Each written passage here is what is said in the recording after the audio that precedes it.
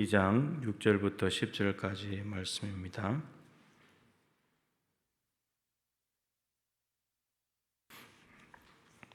구약성경 362쪽입니다. 사사기 2장 6절부터 10절까지 말씀입니다. 교독하겠습니다. 전에 여호수아가 백성을 보내매 이스라엘 자손이 각기 그들의 기업으로 가서 땅을 차지하였고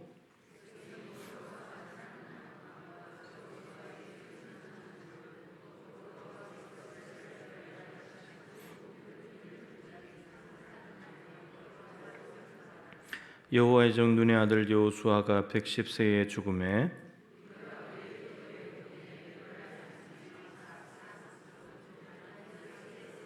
같이 읽죠.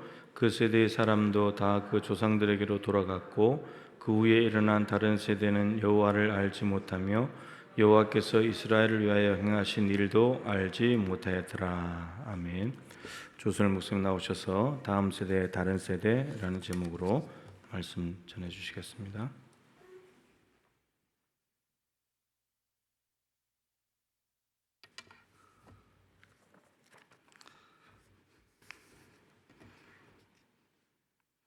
할렐루야. 하나님의 사랑과 축복이 우리 모든 성도님들과 또 가정과 자녀 손들까지 늘 함께 하시기를 주의 이름으로 축복합니다.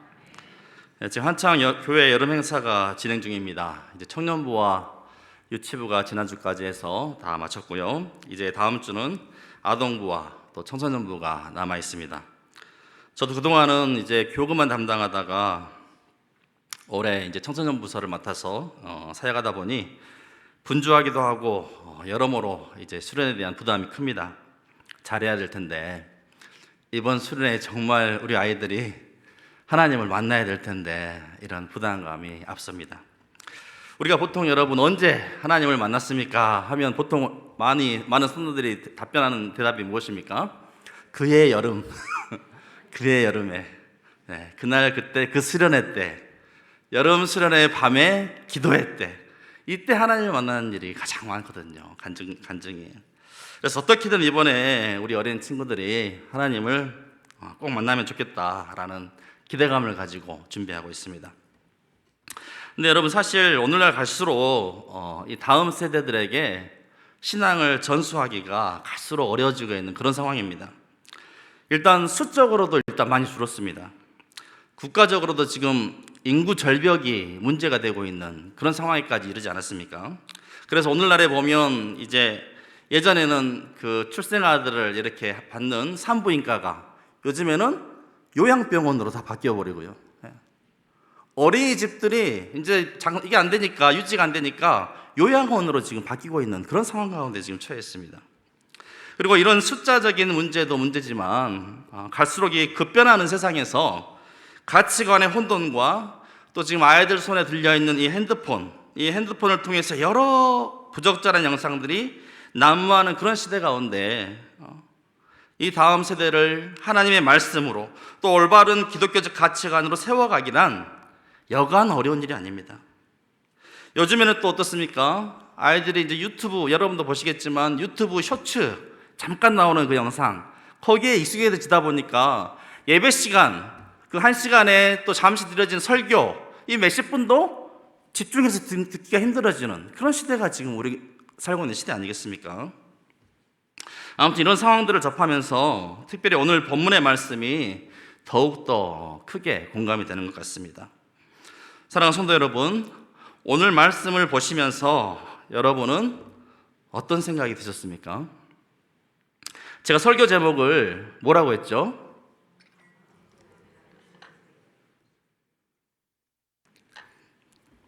맞긴 맞은데 틀렸어요. 다음 세대, 다른 세대. 이 물음표가 찍혔잖아요. 이 물음표.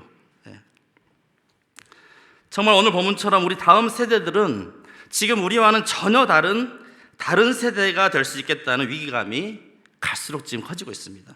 오늘 본문에 보시면 이스라엘 백성들이 그토록 염원했던 가나안 땅, 그 가나안 땅을 정복하고 이제 그 가나안 정복 세대가 다 가고 새로운 다음 세대가 이제 일어났다는 것을 이야기하고 있습니다.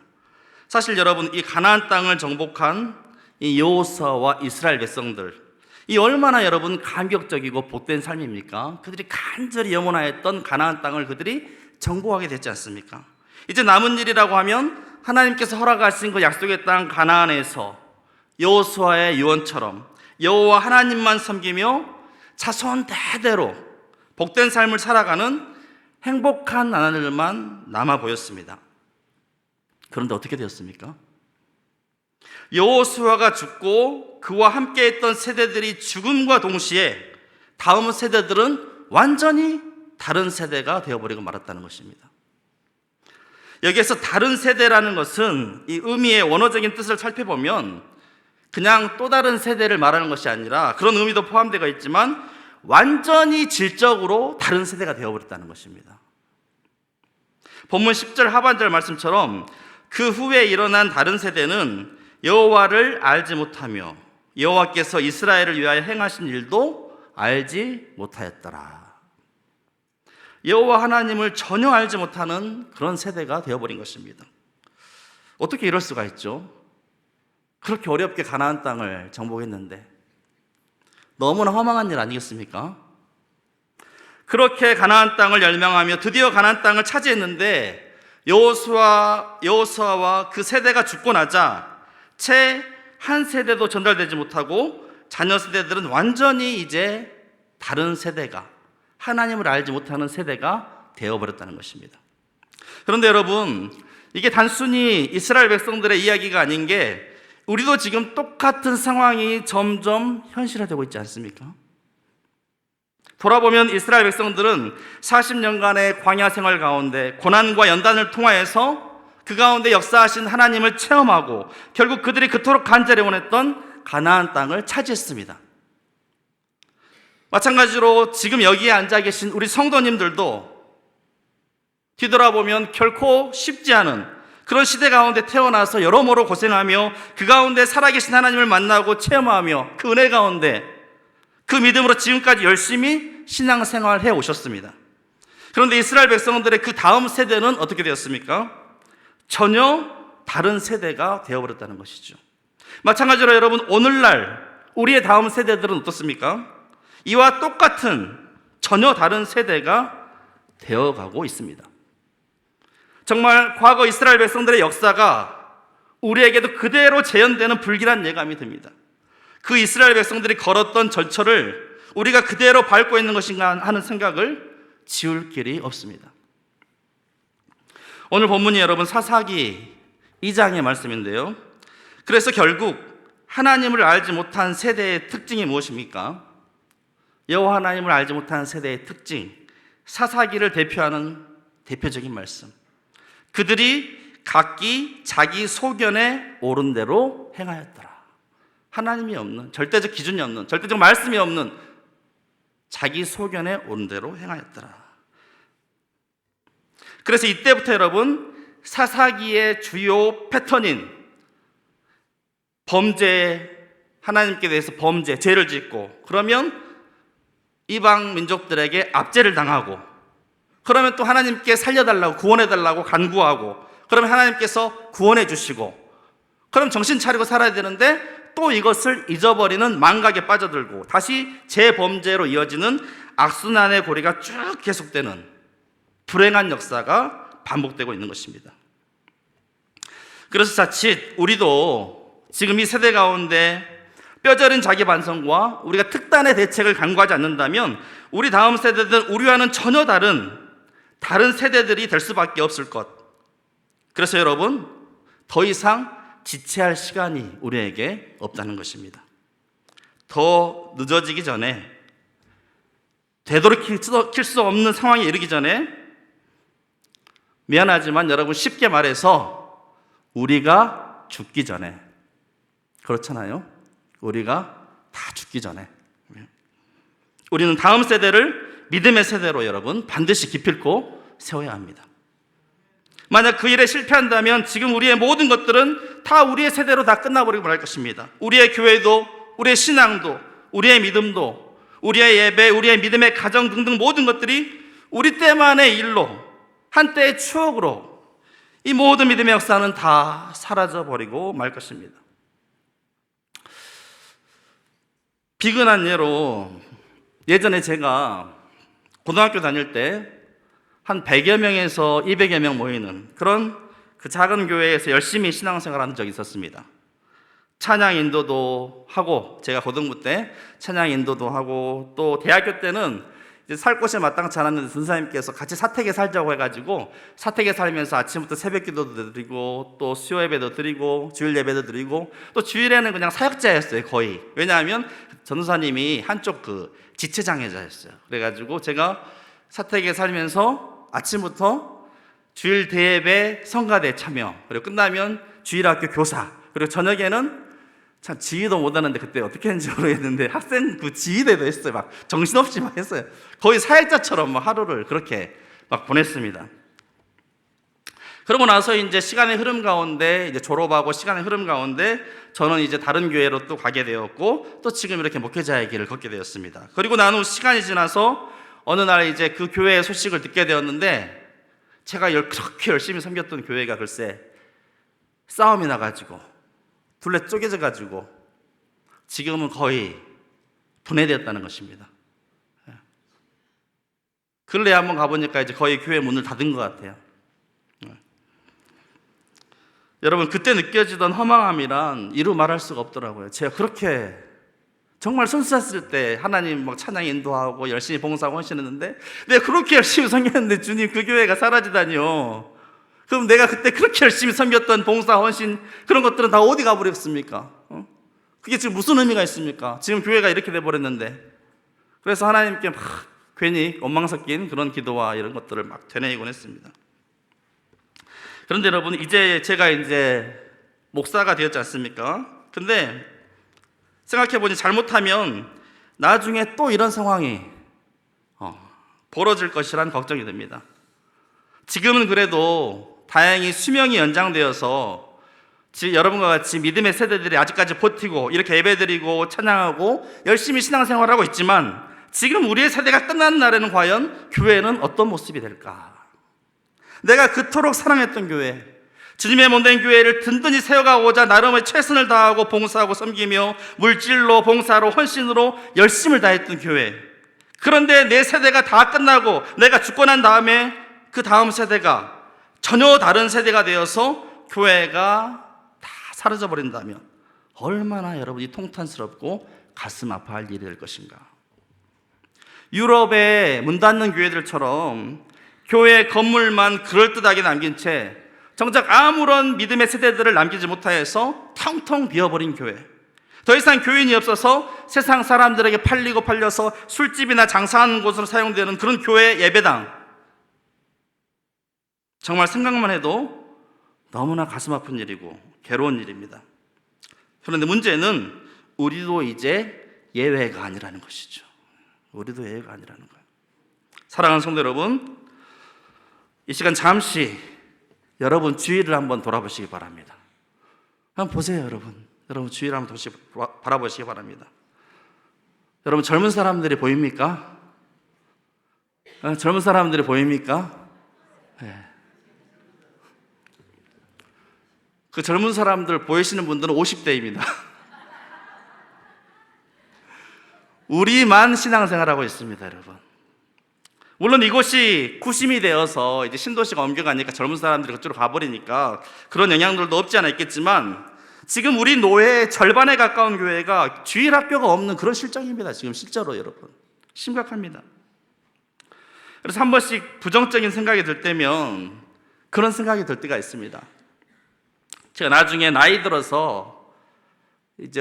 들어서 크리스마스를 맞이하는데 이 예수님의 성탄을 축하해 줄 아이들이 교회에 아무도 없는 거예요. 나이 들어가지고 이제 있는데 아이들이 하나님께 막 이렇게 노래하고 찬양하고 그렇게 성탄 이브를 맞이해야 되는데 아이들이 아무도 없어. 그런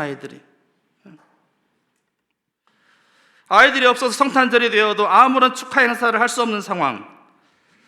그때 씁쓸한 마음으로 그저 과거에 좋았던 때를 추억으로만 떠올 수밖에 없는 그런 상황이 혹시나 일어나게 되면 얼마나 노년이 쓸쓸할까. 그러니 여러분, 더 늦기 전에 우리가 이 상황을 어떻게 극복해야 할 것인가 우리가 심각하게 생각할 필요가 있습니다. 다음 세대가 다른 세대가 아니라 예수 세대로, 믿음의 세대로 더욱 부흥하는 교회로 물려줄 수 있는 그런 대안은 없는지 오늘 말씀을 통해서 우리가 함께 찾아보고 또 나누고자 합니다. 오늘 본문의 이스라엘 백성들의 모습에서 우리는 두 가지 문제점을 발견할 수가 있습니다. 첫째는 시대를 이끌어갈 영적 리더의 부재입니다. 시대를 이끌어갈 영적 리더가 사라졌습니다. 여호수아라는 영적 지도자가 죽은 후에 이런 문제가 발생하게 됩니다. 7절에 보시면 백성이 여호수아가 사는 날 동안과 여호수아 뒤에 생존한 장로들 곧 여호와께서 이스라엘을 위하여 행하신 모든 큰 일을 본 자들이 사는 날 동안에 여호와를 섬겼더라. 이 영적 지도자들이 있을 때에는 섬겼다는 거예요, 백성들이. 그런데 문제의 시작이 8절인데요. 여호와의 종 눈의 아들 여호수아가 110세에 죽음에, 여호수아가 죽음에, 이때부터 문제가 시작됩니다. 지도자 한 사람의 역할이 여러분 그만큼 중요한 것입니다. 그래서 우리는 먼저 영적 지도자를 세우는 일에 여러분 교회가 더 힘쓰고 집중해야 하는 것입니다. 교회를 이끌어갈 영적 지도자를 세우는 일에 더욱 힘써야 합니다. 그런데 여러분 단적인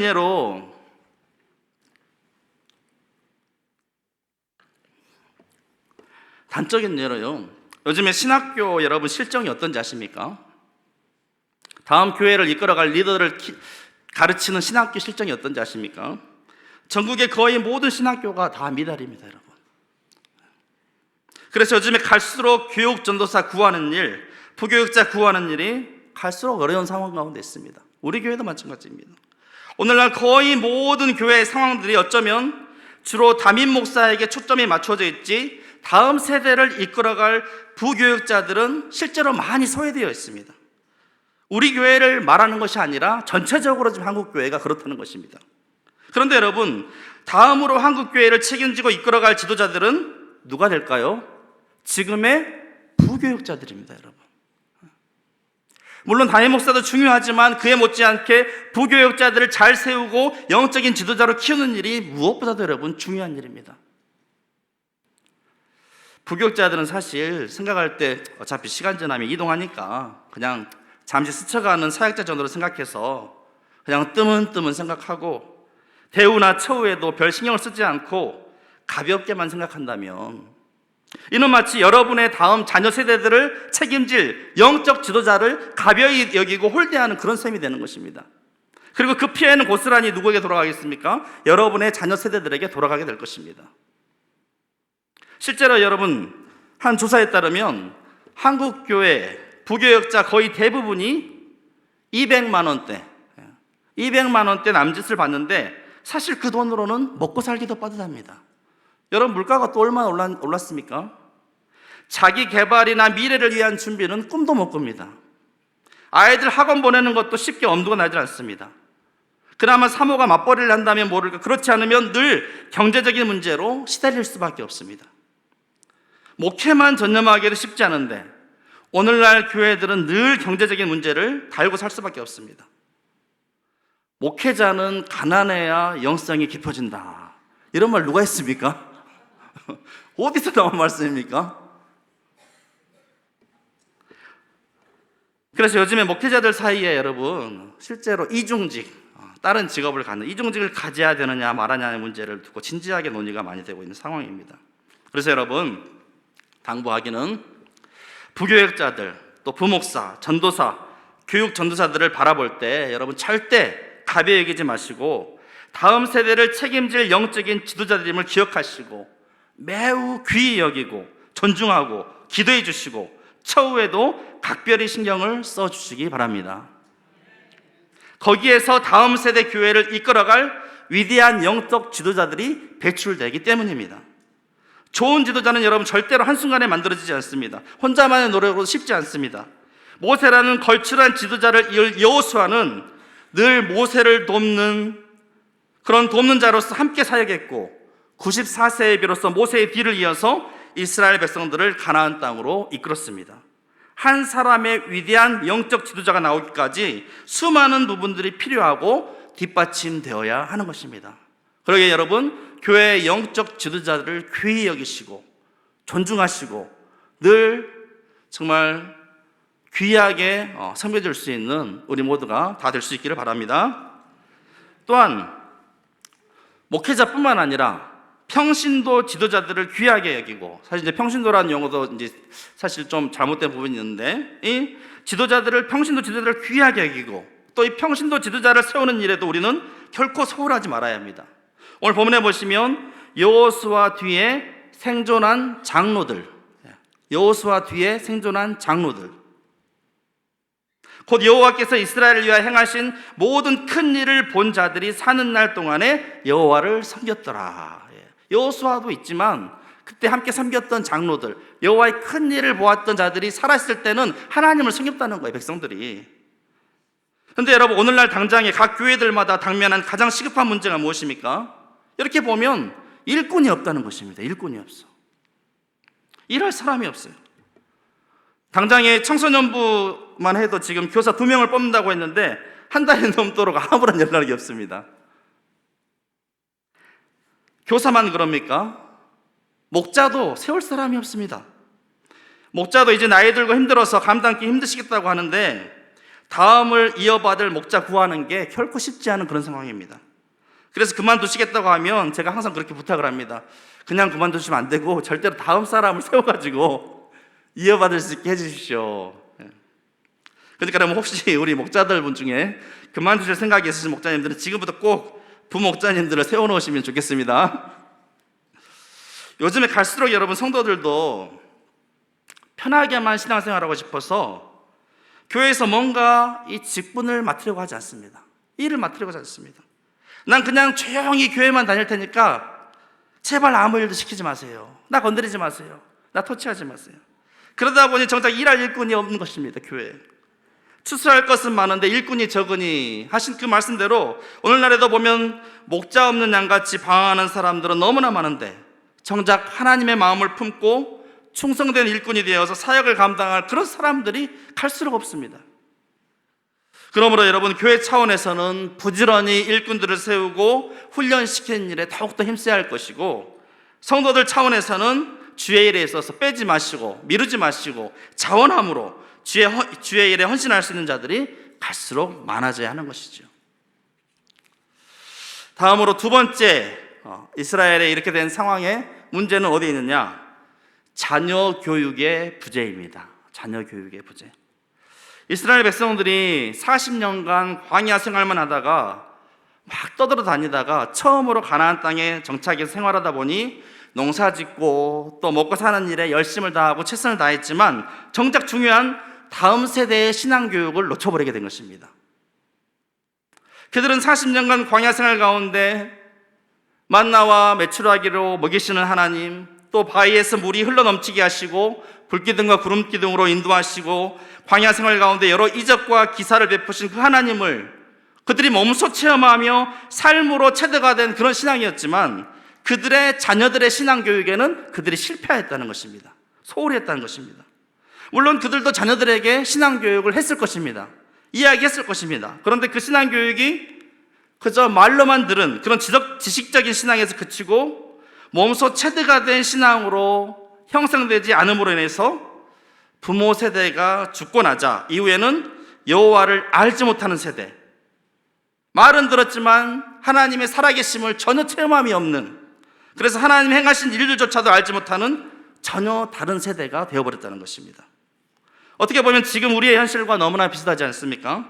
참으로 먹고 살기 힘든 시절, 먹고 사느라 애쓰면서 하나님께 기도하고 간구해서 지금과 하나님의 은혜로 이제 먹고 살만한 세상이 되었지만, 이렇게 살기 좋은 대한민국이 되었고 이렇게 좋은 예배당을 가지고 예배하는 지금 우리의 모습이 되었지만, 정작 중요한 우리 자녀들은 신앙생활하지 않습니다. 부모 등살에 고등학교 때까지는 억지로 교회에 다니지만 대학교 가자마자 교회를 떠나서 어떻게 삽니까? 사사기 시대 백성들처럼 자기 소견에 오른 대로 삽니다. 근데 사실 여러분, 우리 중에 누군들 자녀가 신앙생활을 하는 것을 원치 않는 부모가 누가 있겠습니까? 그런데 신앙교육이 잘 안 되다 보니 오늘 가정들마다 신방에 보면 자녀들의 믿음 생활, 이게 단골 기도 제목 아니겠습니까? 내 자녀 어릴 때는 신앙생활 열심히 했는데 지금은 교회 안 다니고 있습니다. 교회에 돌아오게 해주세요. 이게 단골 기도 제목입니다. 다. 그렇다면 여러분, 어떻게 우리가 다음 세대에게 우리의 신앙을 잘 전수해 줄 수 있을까요? 목회와 신학 2023년 5월호에 보면 함영주 교수님이 이제 총신대 기독교 교육 교수인데 다음 세대 신앙 형성하기라는 글에서 제가 이제 참조하여서 발췌한 내용을 잠시 말씀드리고자 합니다. 지금은 교회와 가정의 연계적인 교육이 어느 때보다도 절실한 때라는 것입니다. 교회와 가정의 연계 교육. 예전에는 교회만 가지고도 충분히 교육이 되었습니다. 예전에 별다른 것이 없을 때는 교회가 항상 최고이기 때문에 교회만 보내놓으면 신앙교육이 저절로 됐습니다. 교회만 가면 늘 새로운 것을 경험하고 새로운 것을 보게 되고 또 새로운 교육을 받게 되고, 그래서 교회만 보내놓으면 신앙교육 문제가 일사천리로 다 끝났습니다. 더 신경 쓸 필요가 없었습니다. 그런데 지금은 교회만 맡겨놓으면 될까요? 안 될까요? 될까요? 안 될까요? 안 됩니다. 안 돼요. 여러분도 잘 아시잖아요. 지금 세상이 얼마나 지금 달라졌는지. 세상에 먹고 놀고 즐길 것이 천지입니다. 교회보다 훨씬 더 막 발전되었습니다. 그런데 교회에서 고작 일주일 1시간 남짓 예배 드리는 것으로 신앙교육을 다 할 수 있다고 생각하는 것은 큰 착각이라는 것이죠. 이제는 교회와 가정의 연계가 필수적인 상황입니다. 더군다나 여러분, 코로나19 시기를 거치면서 이 교회보다 가정에서의 신앙교육이 더 중요한 상황이 되었습니다. 코로나19 시기를 거치면서 여러분, 여실히 드러나는 것 중에 하나가 교회에 갈 수 없는 상황이 되자 정작 부모가, 이 믿음의 세대인 부모가 자녀들에게 어떻게 해야 될지를 모르는 것입니다. 코로나 때문에 교회 못 나가게 됐으면 부모 세대가 자녀들에게 예배를 인도하고 가르치고 함께 이렇게 해야 되는데 정작 그런 상황이 펼쳐지니까 부모 세대가 어떻게 해야 될지를 모르는 거예요. 어떻게 가정 예배를 드리고 어떻게 말씀을 나누고 교육하고 가르치고 어떻게 자녀를 지도해야 할지를 전혀 모르는 것이죠.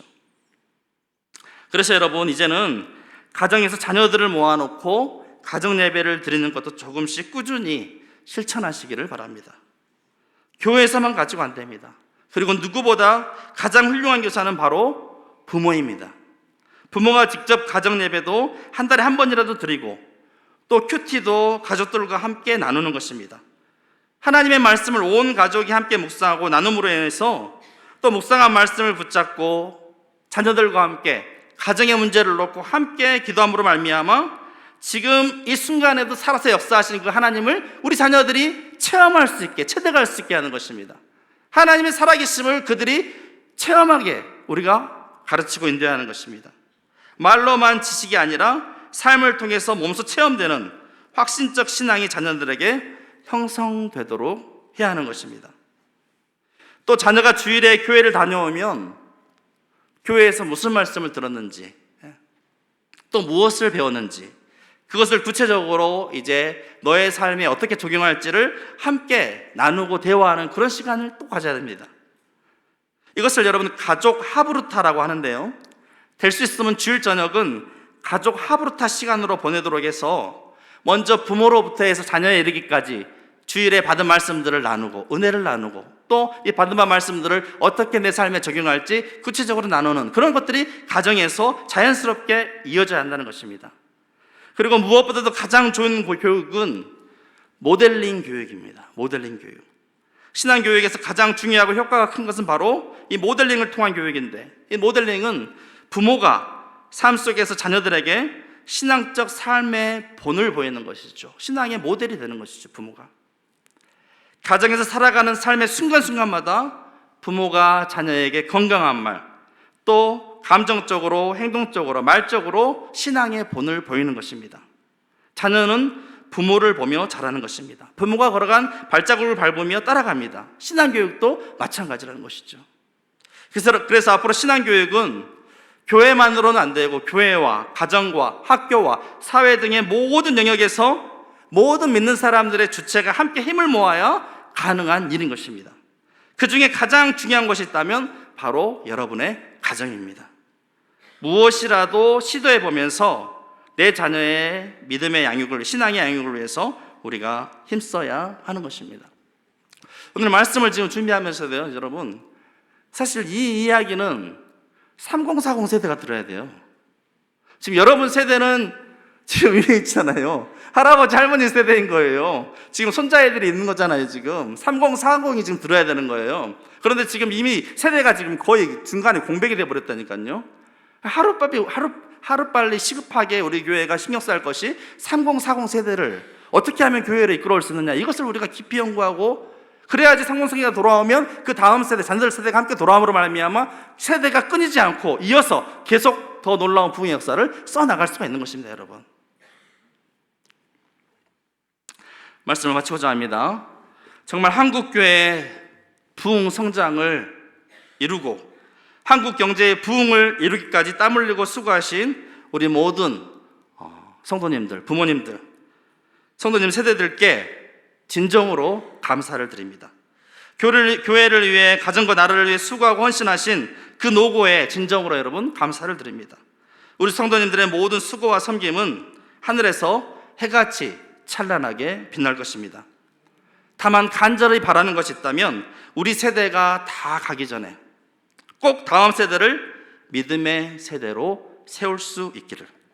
그래서 우리 다음 세대들이 전혀 다른 세대가 아니라 오히려 지금보다도 더 부흥하는 세대, 더 믿음의 세대, 예수의 세대가 됨으로 말미암아 자자손손 우리의 신앙이 전수될 수 있기를 주의 이름으로 축복합니다. 요한복음 12장 24절 말씀에 내가 진실로 진실로 너희에게 이르노니 한 알의 밀이 땅에 떨어져 죽지 아니하면 한 알 그대로 있고 죽으면 많은 열매를 맺느니라. 시편 126편 6절 말씀에 울며 씨를 뿌리러 나가는 자는 반드시 기쁨으로 그 곡식단을 가지고 돌아오리로다. 아멘. 이와 같은 말씀의 역사가 우리 가운데 있기를 주의 이름으로 축복합니다.